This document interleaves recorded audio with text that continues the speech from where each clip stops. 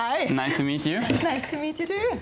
I'm Francesco, nice to meet I'm you. Vanya. Nice to meet you. Nice to meet you too. I'm Stefano. I'm Francesco. So you have been abroad for the ETH Doc.Mobility Fellowship too, right? Yes, I've been abroad to Oxford at Nuffield College. I was actually also in the UK at the University of Cambridge, so at the competitors.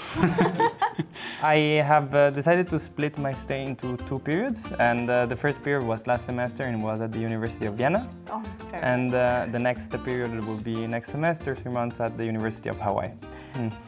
Okay, now we are all jealous.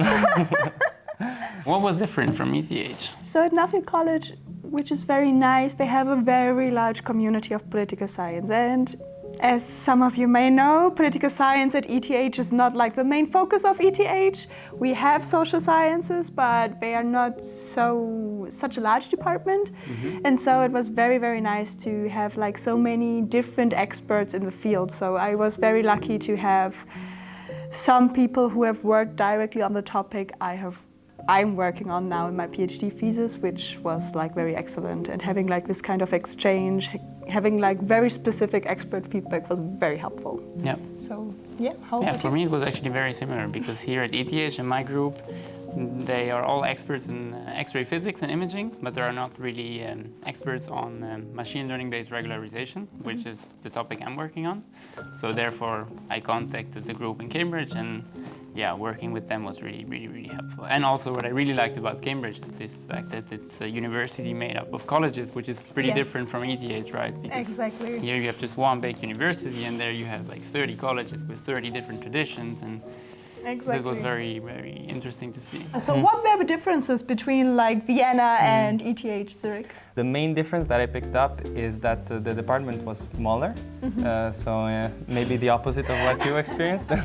But yeah, so at ETH the department is very big, which is and also the geometry group is very big, which is very nice and very stimulating. But when arriving there and finding a smaller department, it somehow the conversations became much more deep sometimes, because since you were talking with the same people over and over again, you got to know really well what the other people were up to, which is something that at ETH is a bit difficult, because you have so many people that do so many things. It's hard to actually go in depth with most people. So what was the biggest challenge you faced when going to Vienna?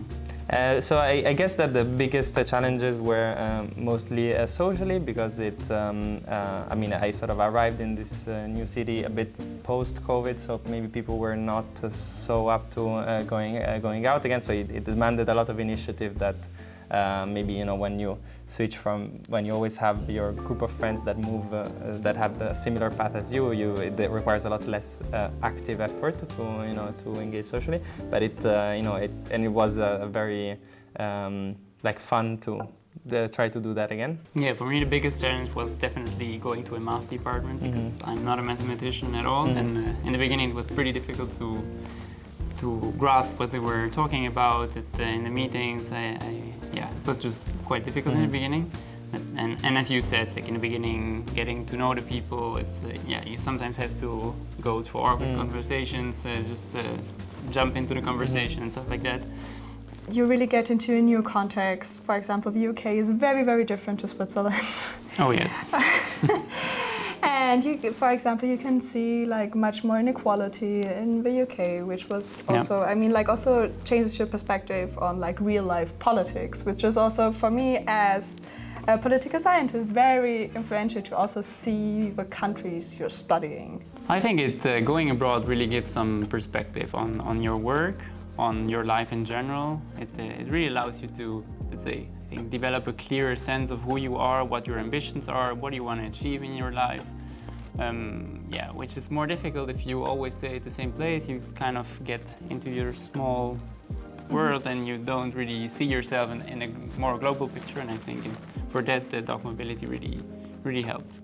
I think that the thing that enriched me the most was working in a bit of a smaller group, but then the collaboration was more intense, and even the sort of informal math chats were a lot more informed because I was much more aware of what other people were up to. Colleges can be very, very expensive. Like staying in the UK, being at this high-ranking universities, you still kind of have to pay college fees. Yeah. And especially if, like, for students which are not so well endowed and do not come from like very privileged backgrounds, I think like this is also one of the most amazing advantages because it covers this college fees, so you can really apply everywhere where you really want to go. Yeah. Especially like, for example, to Hawaii. Yeah, right. So yeah, I think like this is why I would really recommend like ETH Doc.Mobility.